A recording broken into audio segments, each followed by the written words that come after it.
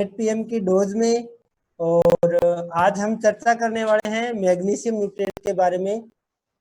जैसे 4 कैटेगरी है जो न्यूट्रिएंट की, जो एसेंशियल प्लांट न्यूट्रिएंट है, उसमें से कार्बन, हाइड्रोजन और ऑक्सीजन जो मेन न्यूट्रिएंट होते हैं।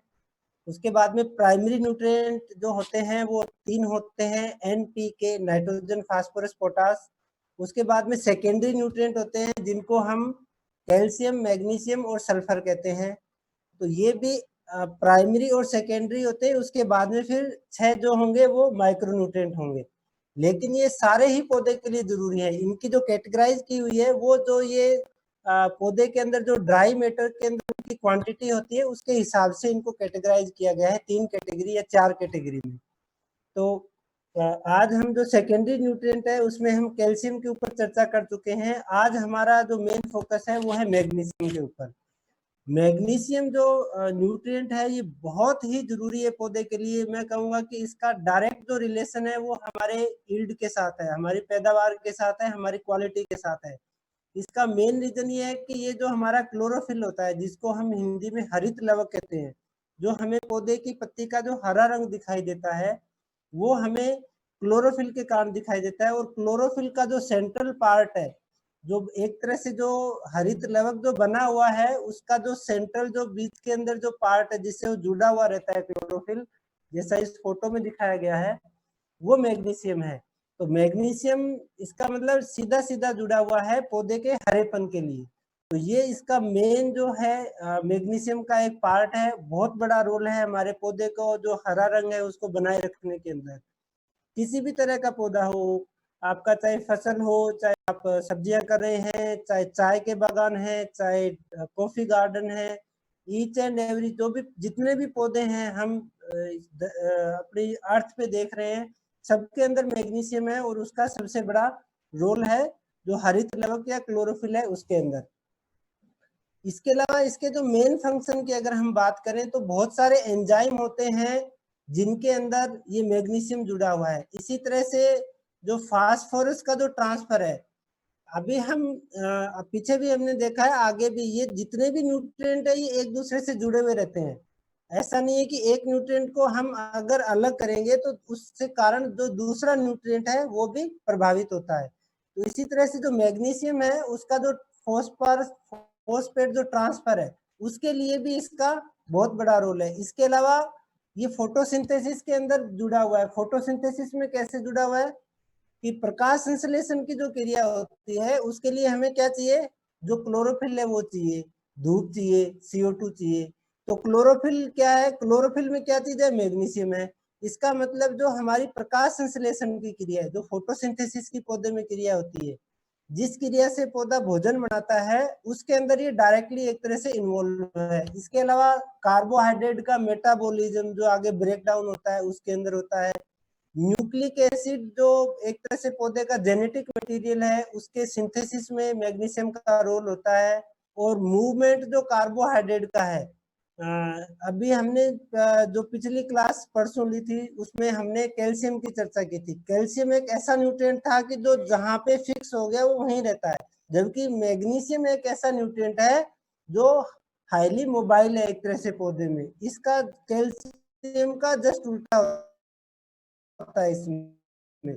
तो ये हर जो एक तरह से एक जगह से दूसरी जगह पे इसका मूवमेंट होता है। जैसे पत्तियों में आएगा, फिर पत्तियों में एक दूसरी जगह पे ये शिफ्ट होगा, फ्रूट के अंदर जाएगा। तो फ्लोएम जो होता है, जाइलम और फ्लोएम, तो फ्लोएम जो होता है उसके थ्रू ये इधर उधर मूव होता है।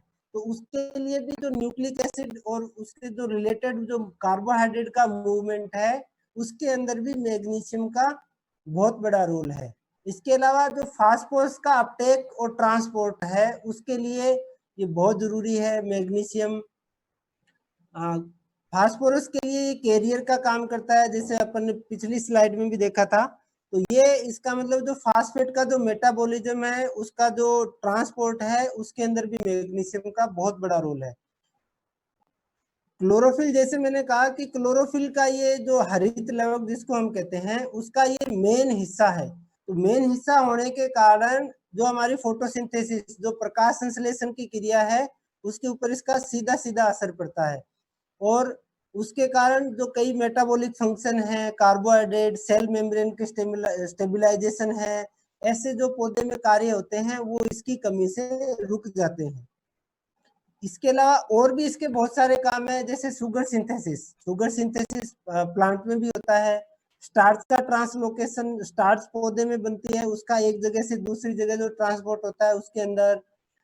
Plant oil and fat formation, मैं कहूँगा जैसे अपनी ऑयल क्रॉप्स जितनी भी होती है, जैसे हमारी सरसों है, सोयाबीन है, मूंगफली है, ऐसी फसलें, तिल है, ऐसी फसलें जिनमें तेल की मात्रा होती है, तो उनके अंदर जो ऑयल कंटेंट है उसको बढ़ाने के अंदर इसका भी बहुत बड़ा रोल होता है। ओवरऑल जो न्यूट्रिएंट अपटेक हैं दूसरे, उनको भी ये कंट्रोल करता है मैग्नीशियम।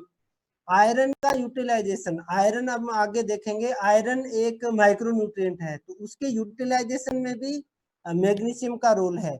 इसके अलावा जितनी भी हमारी लेग्यूम क्रॉप है, लेग्यूम मतलब जो दलहनी फसलें होती है, जितनी भी दलहनी फसलें हैं, दालें हैं, मूंगफली है, जितनी भी तरह की दालें हैं, ग्वार है, ऐसी जो फसलें हैं उनके अंदर एक जड़ों में गांठें बनती है, उसको भी हम आगे जब ये आयरन का भी उसमें बहुत बड़ा रोल होता है, जो नोडुल फॉर्मेशन होती है वहां भी हम उसको देखेंगे। तो उसका जो नाइट्रोजन फिक्सेशन का वो काम करती है, जो उसके अंदर राइजोबियम के कारण जो जड़े जो गांठें बनती है दलहनी फसलों में, तो उसके अंदर जो नाइट्रोजन जो फिक्स करने का जो काम होता है उसमें भी मैग्नीशियम का बहुत बड़ा रोल है। तो इस तरह से मैं कह सकता हूँ कि मैग्नीशियम के जो फंक्शन हैं वो बहुत सारे हैं पौधे में, और मैग्नीशियम का सीधा सीधा जो हमारा रिलेशन होता है वो हमारी पैदावार से होता है, हमारी क्वालिटी से होता है। तो मैग्नीशियम एक बहुत ही इम्पोर्टेंट हमारे लिए न्यूट्रिएंट है। अब इसके कुछ फैक्ट्स में, जैसे हर न्यूट्रिएंट्स के कुछ फैक्ट्स निकाल के इसका जो फैक्ट, इसके फैक्ट्स के अंदर अगर हम देखें तो ये के जो Mg+, ये जो हमने कैल्शियम की क्लास में भी देखा था कि K+ के फॉर्म में पौधा लेता है, कैटायन फॉर्म में पौधा लेता है, और बहुत सारे दूसरे कैटायन भी मिट्टी के अंदर होते हैं, जैसे एल्युमिनियम है, आपका मैग्नीज है, आपका पोटास है, आपका कैल्शियम है। तो इसकी जो बॉन्डिंग होती है मिट्टी के साथ में वो थोड़ी सी कम होती है, कमजोर होती है इसकी बॉन्डिंग। इसके साथ में जैसे जो एसिडिक सॉइल होती है वहां पे मैग्नीज भी एक सूक्ष्म पोषक तत्व है, Mn और एल्युमिनियम जो होते हैं इनकी इसके मैग्नीशियम के साथ ज्यादा लड़ाई रहती है, तो ये इसका जो अपटेक होता है उसको कम करते हैं। इसके अलावा जो दूसरे पॉजिटिवली चार्ज है, जैसे मैंने कहा अपना पोटास है, कैल्शियम है, वो भी इसकी जो अपटेक को घटाते हैं। और इसी के साथ में जो ट्रांसलोकेशन उसका होता है जड़ों से लेके ऊपर के हिस्सों में, उसके ऊपर उसका असर पड़ता है मैग्नीशियम का, और उसकी डिफिशियंसी आ जाती है। इसी तरह से जो हमारी जो सैंडी सॉइल है, खास करके जैसे हमारी राजस्थान की जो मिट्टियां हैं जिनकी कैटायन एक्सचेंज कैपेसिटी, ये हमने पिछली में भी देखा था, इसको हम आगे भी एक मिट्टी की एक क्लास लेंगे, उसके अंदर हम इसको डिटेल में जानेंगे, कैटायन एक्सचेंज कैपेसिटी, यानी जो आयन जो उसके साथ मिट्टी की जो कणों के साथ चिपके रहते हैं, वो कोई एक चला जाता है दूसरा आ जाता है, एक चला जाता है दूसरा आ जाता है, उसको हम कहते हैं कैटायन एक्सचेंज कैपेसिटी। वो जितनी ज्यादा होती है मिट्टी की उतनी ही अच्छी होती है। तो जो अपनी जो रेतीली मिट्टी है, ये जो हल्की मिट्टी होती है उसकी सीईसी कम होती है, अगर वो सीईसी कम होगी तो मैग्नीशियम का अपटेक या उस ऐसी मिट्टी में मैग्नीशियम की कमी होती है। दूसरा, जैसे मेरा इसमें फर्स्ट पॉइंट है, ये जो मिट्टी के साथ इसका जुड़ाव होता है, हालांकि ये प्लस में है मिट्टी माइनस में, फिर भी इसकी जो बॉन्डिंग है वो बहुत लूज होती है, तो इस वजह से जो हल्की मिट्टी है उसमें मैग्नीशियम की ज्यादा कमी पाई जाती है। इसके अलावा जो भारी मिट्टी होती है, समुद्र के साथ वाली जो मिट्टी होती है, हल्की ऐसी मिट्टी जिसका पीएच थोड़ा हाई होता है, ऐसी मिट्टी में मैग्नीशियम की मात्रा ज्यादा होती है। इसके अलावा इसकी जो अवेलेबल हमने डिस्कस किया कि जो खास करके हमारा कैल्शियम और जो पोटास है और मैग्नीज है, ये इसकी जो अवेलेबिलिटी को है, जो इसका जो अपटेक को है वो बहुत ज्यादा रिड्यूस करते हैं। इसके साथ में जो हमारी मिट्टी होती है उसमें 0.05 से लेके 0.5 तक मैग्नीशियम की मात्रा होती है। जब आप इसका सोइल टेस्ट करवाएंगे उसमें भी हमको आती है। मैंने कल हमारी जो मंगलवार को जो हमने दोपहर में क्लास ली थी उसमें भी एक आइडियल कंडीशन देखी थी। अभी नेक्स्ट मीटिंग में मैं एक स्टैंडर्ड आपको एक टेबल उसके अंदर अभी मैं इसमें वो डाल नहीं पाया, अगली जो मंडे को हम मीटिंग लेंगे उसमें उसको डालेंगे कि स्टैंडर्ड क्या होना चाहिए हमारी मिट्टी में कौन कौन से न्यूट्रिएंट का। तो अगर उसको देखें तो जो हमारी मिट्टी में जो इसका जो स्टैंडर्ड है वो 0.05 से लेके 0.5 तक होता है। इसी तरह से हमने कैल्शियम में ये देखा था कि कैल्शियम जाइलम पौधे में दो रास्ते होते हैं, जाइलम और फ्लोएम, जैसे टू वे, जैसे हमारे हाईवे के अंदर बीच में डिवाइडर एक आता है एक जाता है, इसी तरह से पौधे में भी दो हाईवे होते हैं। एक से पानी ऊपर जाता है जिसको हम जाइलम कहते हैं और एक होता है फ्लोएम। उस फ्लोएम के थ्रू जितने भी पौधे में कार्बोहाइड्रेट, एंजाइम्स, मेटाबोलाइट जो भी मेटाबॉलिक एक्टिविटी से जो भी बाई प्रोडक्ट बनते हैं वो सारे ट्रांसलोकेट होते हैं। तो मैग्नीशियम एक ऐसा है जिसका अपटेक जाइलम के थ्रू भी होता है और उसका जो मोबाइल जो पौधे में है वो फ्लोएम के थ्रू भी होता है, जहाँ पे इसकी जरूरत होती है वहां पे ये शिफ्ट हो जाता है। तो ये हमारे लिए एक बेनिफिट है इसका कि ये कैल्शियम की तरह इमोबाइल नहीं है, ये पौधे में मोबाइल है। और इसके अलावा इसमें एक सिंक एंड सोर्स दो शब्द होते हैं, हालांकि थोड़ा सा टेक्निकल है। सिंक का मतलब होता है कि जहां पे किसी चीज का इकट्ठा होता है, जैसे गोडाउन हमारा होता है। सोर्स ऐसा होता है जैसे फैक्ट्री हम कह सकते हैं, जहां पे कोई माल तैयार हुआ, जैसे पौधे की पत्तियां हैं वो सोर्स होती है। सिंक क्या होता है, जैसे हमारे फ्रूट्स है या ओल्डर लीव्स है या रूट्स के अंदर वापस कार्बोहाइड्रेट या स्टार्च बन के जा रहा है, वो हो गया हमारा सिंक। तो ये जो सोर्स से सिंक के बीच में इसका जो है वो मूवमेंट मैग्नीशियम का होता रहता है। और इसीलिए क्या होता है कि इसकी जो डिफिशियंसी है हम आगे भी देखेंगे, क्योंकि ये मूव होता है पौधे के अंदर, तो इसकी कमी कहाँ पे दिखाई देगी, जो हमारी नीचे की पत्तियां होती हैं उसके अंदर इसकी कमी दिखाई देगी। मैग्नीशियम की जैसे मैंने एक क्वांटिटी भी लिखी, फिर भी मेरे को एक ये बहुत अच्छी स्लाइड मिली कि हमारी जो अर्थ क्रस्ट का मतलब होता है हमारी जो मिट्टी है, इसमें सबसे जो 10 जो न्यूट्रिएंट है वो उसका मेरे को एक बहुत ही बढ़िया ये स्लाइड मिली है। इसमें आप देखेंगे कि हमारे काम के हैं, इसमें ऑक्सीजन है, सिलिकॉन कुछ कुछ हद तक है बेनिफिशियल में आजकल इसको मानते हैं, एल्यूमिनियम हालांकि हमारे काम का नहीं है, आयरन हमारे काम की चीज है, कैल्शियम है, सोडियम है लेकिन ये हमारे ज्यादा काम का नहीं है, बेनिफिशियल जरूर है। मैग्नीशियम देखिए आप प्रचुर मात्रा में हमारी मिट्टी में ऑलरेडी होता है। इसी तरह से पोटेशियम की आप जो मात्रा देख रहे हैं, ये मे भी ये वेरी कर सकती है। ये एक जर्नल पूरे वर्ल्ड का इसमें एक निकाला हुआ है और ये अपने यहीं की रिसर्च है। आई थिंक ये सीआरसी एक हैंडबुक है उसके अंदर से मैंने लिया है। तो ये कुछ हमारी मिट्टी में इसका मतलब मैग्नीशियम की मात्रा होती है, सिर्फ हमको उसको मैनेज करना है।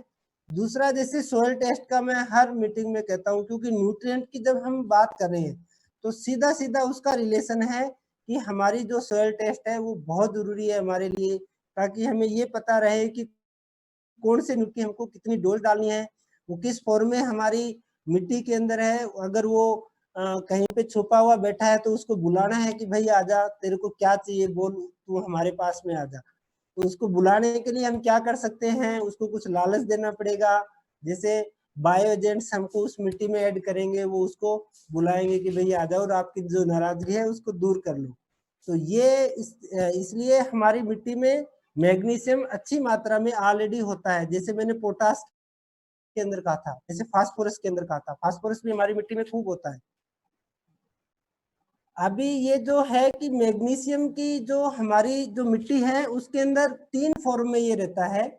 एक तो सोयल सॉल्यूशन में रहता है। सोयल सॉल्यूशन का मतलब होता है जो घुलनशील एक मात्रा में जो होता है, या जिसको हम एक्सचेंजेबल भी कहते हैं। ऑलमोस्ट जितने भी न्यूट्रिएंट है ये तीनों इस कैटेगरी में ही रहते हैं, नॉट ओनली मैग्नीशियम। अब फास्फोरस भी हमको 3 कैटेगरी में मिलता है। तो जो सोयल सॉल्यूशन में होता है वो तुरंत उसको पौधा अपटेक कर लेता है। एक्सचेंज का मतलब होता है कि जैसे ही उस पौधे को अपटेक किया, वहां पे न्यूट्रिएंट की कमी हुई तो वो वापस वहां पे उसकी पूर्ति कर देता है। एक होता है नॉन एक्सचेंजेबल। ये क्या होता है, जब हमारी मिट्टी बनी थी आज से हजारों करोड़ों साल पहले, वो मिट्टी कैसी चट्टानों से बनी थी उसके ऊपर डिपेंड करता है, और वो उसी मिट्टी के हिसाब से वो फिक्स रहता है, वो पौधे को अवेलेबल नहीं होता है। तो मोस्टली जितना भी ऑलमोस्ट, चाहे आपका फास्फोरस है, आपका कैल्शियम है, वो जनरली अनअवेलेबल फॉर्म में रहते हैं हमारी मिट्टी में। जैसे मैंने कहा था कि वो थोड़े नाराज से होकर छुपे हुए रहते हैं, तो उनको हमको बुलाने के लिए क्या करना है उस पर भी हम चर्चा करेंगे। अब इसका अपटेक कैसे होता है, हर न्यूट्रिएंट का हम अपटेक देख रहे हैं कि कैसे कैसे होता है। ऐसे ही जो इसकी हम एक लास्ट में अलग से भी क्लास लेंगे कि न्यूट्रिएंट के अपटेक कैसे होते हैं, हालांकि मैं न्यूट्रिएंट के साथ में भी इसको ले रहा हूँ। तो जैसे मैंने कहा था कि ये Mg+ जो इसका प्लस के फॉर्म में होता है, वो डिजोल्व फॉर्म में जो सोइल सॉल्यूशन में होता है उसको पौधा लेता है, और जनरली उसके दो तरह से अपटेक होता है, एक पैसिव अपटेक होता है और एक डिफ्यूजन के थ्रू होता है। पैसिव अपटेक का मतलब होता है कि उसके लिए कोई एनर्जी पौधे को नहीं चाहिए। जब पौधे में ट्रांसपीरेशन होता है, जैसे हमने कैल्शियम में कहा था, कैल्शियम का ऑलमोस्ट जितना भी अपटेक है वो पैसिव ही होता है। और इसी तरह से जो इसका भी जो है मैग्नीशियम का अपटेक है वो भी पैसिव अपटेक होता है। पैसिव का मतलब जब पौधा जमीन से, मिट्टी से जब पानी लेता है, उस पानी के साथ में ये ऊपर पौधे के चला जाता है। पानी पौधा कब लेता है, जब पौधे की पत्तियों से पानी उड़ता है, यानी वो एक जगह से पानी आ रहा है और आगे वो दूसरी साइड से पानी निकल रहा है।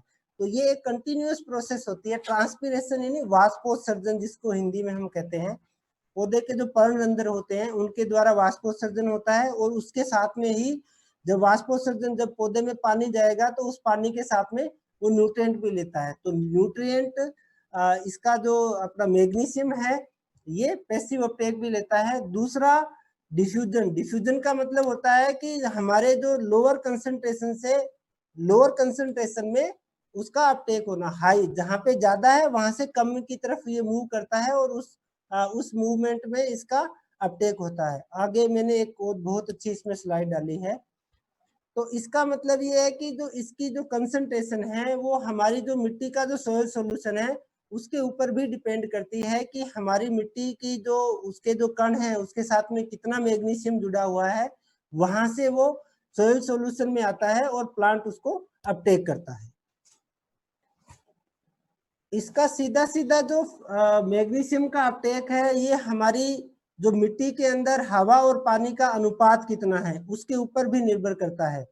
जैसे फ्लड इरिगेशन है, flood irrigation low volume irrigation का मतलब, या जो एक ड्रिप इरिगेशन से जो हम खेती कर रहे हैं, एक अगर हम फ्लड इरिगेशन से खेती कर रहे हैं, तो डेफिनेटली इसका न्यूट्रिएंट अपटेक अकेला ये मैग्नीशियम ही नहीं, बाकी जो न्यूट्रिएंट है उसके ऊपर भी इसका बहुत ज्यादा असर पड़ता है।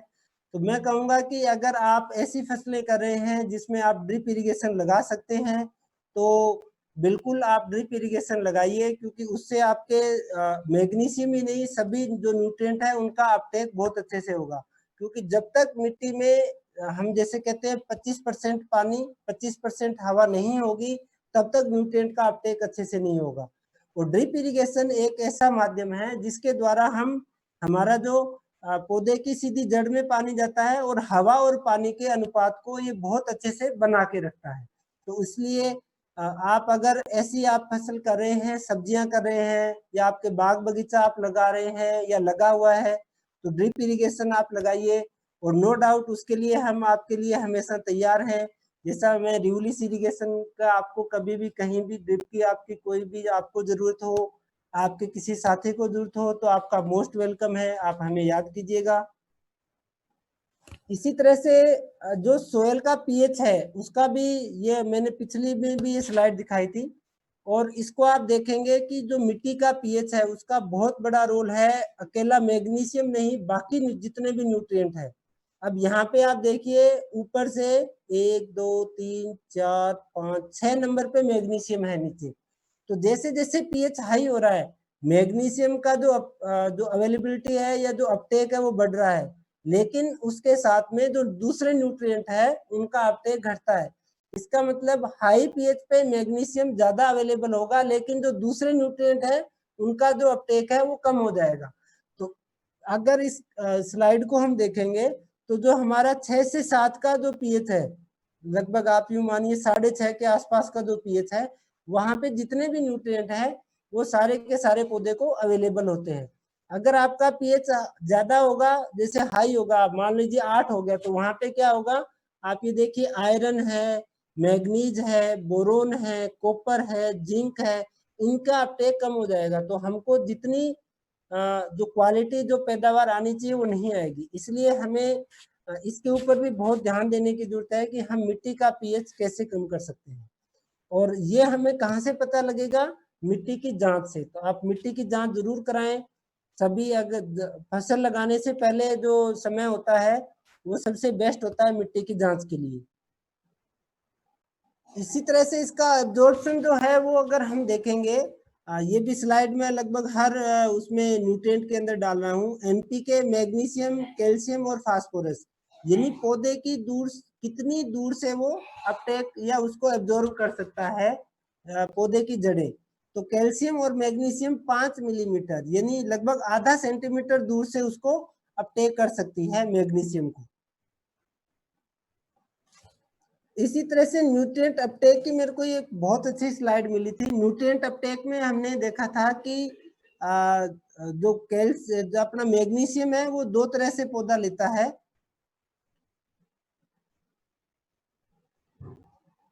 लेकिन यहाँ पे 3 जो है मेनली 3 तरीके होते हैं जो जिससे वो जो न्यूट्रिएंट का पौधा जो है या उसकी जो जड़ें हैं वो न्यूट्रिएंट्स को अपटेक करती है।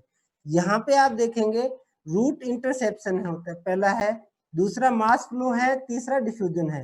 रूट इंटरसेप्शन का मतलब है हमारी जड़ें मिट्टी के अंदर अंदर अंदर चलती रहती है। तो जब वो हमारी मिट्टी के अंदर घुसती है जड़ें, उसको हम रूट इंटरसेप्शन कहते हैं। लेकिन इससे बहुत कम मात्रा में होता है। हालांकि अगर मैग्नीशियम की बात करूंगा तो मैग्नीशियम का 27% ऑलमोस्ट जो अपटेक है वो रूट इंटरसेप्शन के थ्रू होता है। इसका मतलब हमारी पौधे की जो जड़ें हैं वो गहराई तक या अच्छी फैली होगी, तो नो डाउट हमारा जो मैग्नीशियम का अपटेक बहुत अच्छा होगा। इसी तरह से मास फ्लो जैसे मैंने कहा था, पौधे में जो वाष्पोत्सर्जन की क्रिया होती है उसके द्वारा जो पौधा बिना किसी एनर्जी के जब उसमें कोई भी न्यूट्रिएंट पानी के साथ जा रहे हैं उसको हम मास फ्लो कहते हैं। तो ऑलमोस्ट 73% जो है वो आपका मास फ्लो के थ्रू हो रहा है। और एक होता है डिफ्यूजन का मतलब जहाँ पे बहुत ज्यादा मात्रा में है और जहाँ पे कम मात्रा में है तो ज्यादा से वो कम की तरफ मूव करता है, उसको हम डिफ्यूजन कहते हैं। From high concentration to low concentration. जैसे मान लो कभी एक जगह पे बहुत ज्यादा गर्मी हो जाती है तो आंधी आती है, तो क्या होता है कि वहां पे एक लो प्रेशर जोन क्रिएट हो जाता है। तो जहाँ पे लो प्रेशर जोन होने से हाई प्रेशर जोन से लो प्रेशर जोन की तरफ हवाएं चलती है। ऐसे ही मिट्टी की जो हमारा सोयल सोल्यूशन की जो हम बात करते हैं, डिफ्यूजन वहां से ये ज्यादा होता है। इसमें एक आप और इंटरेस्टिंग चीज देखिए, क्योंकि मैंने कहा था कि जितने भी प्लस वाले होते हैं उनके आपस में लड़ाई होती है। ये एक तरह से 3 रास्ते हैं। मान लो मेरे को यहाँ से दिल्ली जाना है, जयपुर जाना है, तो मेरे को 2-3 रास्ते हैं, उस रास्ते से मैं जा सकता हूँ। अब मान लो कोई ऐसा गाड़ी है या ऐसा कोई मेरे साथ है कि मैं उसके साथ नहीं जाना चाहता, तो मेरे को मैं दूसरा रास्ता ले लूंगा। आप इसमें ध्यान से देखिए, जो फास्फोरस है, फास्फोरस एक ऐसा न्यूट्रिएंट है जिसकी लगभग लगभग सबके साथ नहीं बनती है, खास करके कैल्शियम के साथ। तो आप फास्फोरस और कैल्शियम पे ध्यान दीजिए।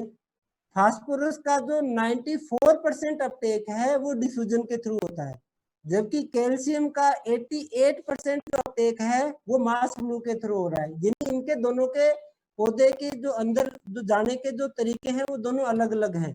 तो मिट्टी के अंदर ये रहेंगे, उससे हमें कोई प्रॉब्लम नहीं है। कई बार हम सोचते हैं कि ये इतना कंफ्यूजेबल हो गया, अभी कैसे पौधा लेगा। नहीं, पौधे के अंदर सारे न्यूट्रिएंट अपटेक होंगे, उनके रास्ते अलग अलग हैं, तो हमें ये चिंता करने की जरूरत नहीं है और इसमें कंफ्यूजन होने की जरूरत नहीं है। 3 रास्ते हैं, कोई एक रास्ते से जा रहा है। नाइट्रोजन जैसे हम देख रहे हैं मास फ्लो के द्वारा ज्यादा जाती है, क्योंकि नाइट्रोजन का अपटेक जो है पौधा जनरली माइनस में होता है, नाइट्रेट फॉर्म में होता है। तो 99% यानी ऑलमोस्ट सबसे ज्यादा जो नाइट्रोजन है वो मास फ्लो के थ्रू होती है। इसी तरह से जो दूसरे सल्फर है वो भी माइनस में पौधा लेता है, तो 94% जो उसका अपटेक है वो हमारा मास फ्लो के थ्रू हो रहा है। तो ये मैं कहूँगा आप इसका एक स्क्रीनशॉट भी लेके रख सकते हैं। ये एक बहुत अच्छी जानकारी इसके अंदर छुपी हुई है कि हमारे जो न्यूट्रिएंट अपटेक प्लांट किस फॉर्म में उसको ले रहा है। तो ये लड़ाई यहाँ पे इनकी बंद हो जाती है, सब अपने अपने रास्ते से चलते हैं। इसी तरह से एक आइडियल मेरे को एक ऐसा भी मिला है, मैं इस पे काफी मैंने रिसर्च किया इंटरनेट पे बैठ के पेपर थे कि एक आइडियल जो मिट्टी की जो कंडीशन होती है उसके अंदर कौन कौन से न्यूट्रिएंट कितनी कितनी मात्रा में होने चाहिए, क्योंकि खास करके जैसे जो माइनस वाले हैं उनसे हमको डरने की जरूरत नहीं होती, क्योंकि उनका एक अलग जगह रहती है एक तरह से मिट्टी में। लेकिन जो प्लस वाले होते हैं उनकी ज्यादा लड़ाई रहती है आपस में, जैसे मैंने कहा था। तो प्लस वालों में ज्यादा मेनली जो कौन कौन से हैं हमारे लिए, पोटास है, कैल्शियम है और मैग्नीशियम है। इनका एक अनुपात मिट्टी में जो होता है, आइडियल अनुपात क्या होना चाहिए, वो मैंने इस पे यहाँ पे आपको दिखाने की कोशिश की है।